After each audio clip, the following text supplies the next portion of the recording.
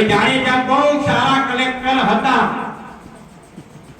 ભાજપના લોકો બહુ ખુશ હતા, ભાજપના આગેવાનો બહુ ખુશ હતા કે કલેક્ટર બહુ સારું કામ કરે છે, બહુ કલેક્ટર કામ સારું કરે છે.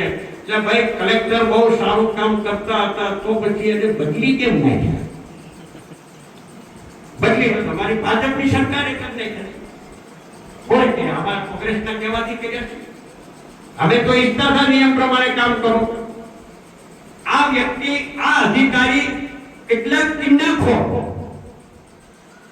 કે પેલા ગેરકાયદે નાનું મોટી ક્ષતિ હોય, ભૂલો હોય તો એને દબાવવા ને પછી એને ધમકાવ્યા પછી એને સુનાવણી રાખીને બોલાવ્યા પછી માની લો કે રોકડાનું સેટલમેન્ટ થાય તો પાછા મુક્ત કરી દો.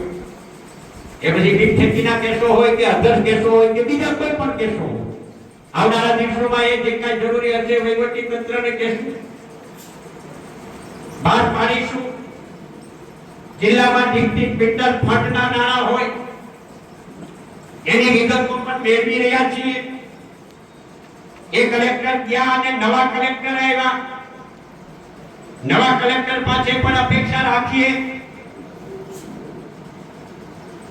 એ નવા કલેક્ટર છે પણ એ લોકોની આકાંક્ષાઓ અને અપેક્ષાઓ કાયદાની મર્યાદામાં રહીને એ કામગીરી કરે અને લોકોના પ્રશ્નોનું સમાધાન કરે એવા નવા કલેક્ટર પાસે પણ અપેક્ષા રાખીએ.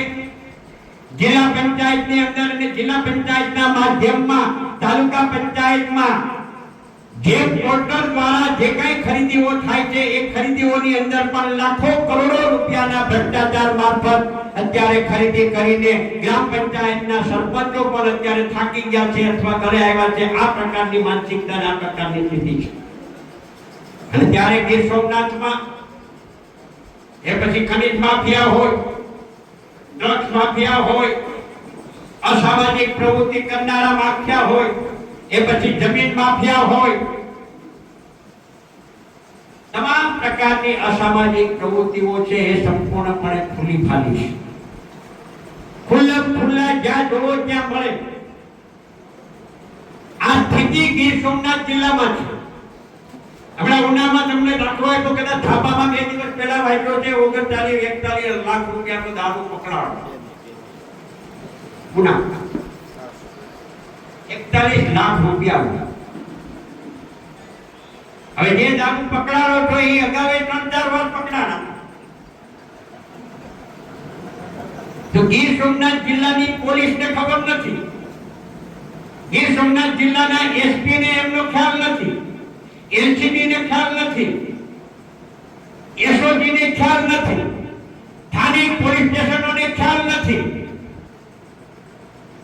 અને સ્ટેટ મોનિટરિંગ ખેરવાળા ગાંધીનગરને ખબર છે કે ઉનામાં ક્યાં ઉતર્યો દારૂ. સોમનાથની આજુબાજુ અને વેરાવળની કઈ ગલીઓમાં ક્યાં મળે, સુત્રાપાડાની કઈ ગલીઓમાં મળે, તાલાળાની કઈ ગલીઓમાં મળે છે, કોડીનારની કઈ ગલીઓમાં ક્યાં શું થાય છે એ કોને સ્થાનિક પોલીસને ખબર નથી. સ્થાનિક પોલીસ એનાથી અજાણ છે. મારે જાહેર મંત્રી જિલ્લા પોલીસ વહીવટી તંત્રને હું કહેવા માંગુ છું કે છેલ્લા 3 વર્ષ 5 વર્ષની છેલ્લા 3 વર્ષની અંદર 6 તાલુકામાં પોલીસના એ પીઆઈ થી લઈને PSI, head constable, police constable થી લઈને બધા લોકોના મોબાઈલ નંબર ની ચકાસણી કરાવો. ક્યાં પીઆઈ, ક્યાં પીએસઆઈ, ક્યાં હેડ કોન્સ્ટેબલે, ક્યાં કોન્સ્ટેબલે ક્યાં તાલુકાના ક્યાં બુકલેગરની સાથે વાતો કરી છે એ તમે ડિટેલ કોડ ડિટેલ કઢાવી ચકાસણી કરાવો. તેમાંથી બહાર નીકળે કે ના નીકળે, આ નીકળે કે ના નીકળે. એટલે પૂજાભાઈ મોસે કાઈ કર્યું હોય ને કોંગ્રેસના આગેવાને કાઈ કર્યું હોય તો તરત જ તમારે 3 કલાકમાં કોડ ડિટેલ કઢાવીને જયકર ભારે ક્યારે કોને કેમ ફોન કર્યો તો અને તરત પોલીસ સ્ટેશન બોલાવીને કહેવાનું તમે તો આ સમયે કેટલા ફોન આને ફોન કર્યા હતા. આ ડિટેલ કઢાવો.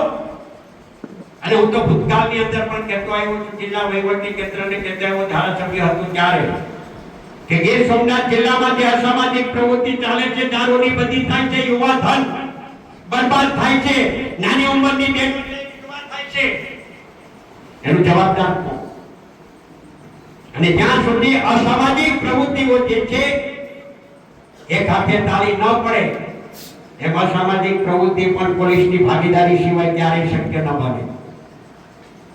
અને ખબર છે બધાને, વલ્લી મટકા કોણ કાપતા હોય, ક્યાં કાપતા હોય, બધા ખબર જ છે.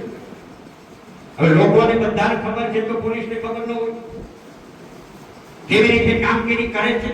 અમે અપેક્ષા એ રાખીએ કે યુવા ધન છે, એ યુવા ધન છે એ જળવાય, સારી રીતે એનું આરોગ્ય જળવાય, એના માટે કડક હાથે કામ લેવામાં આવે.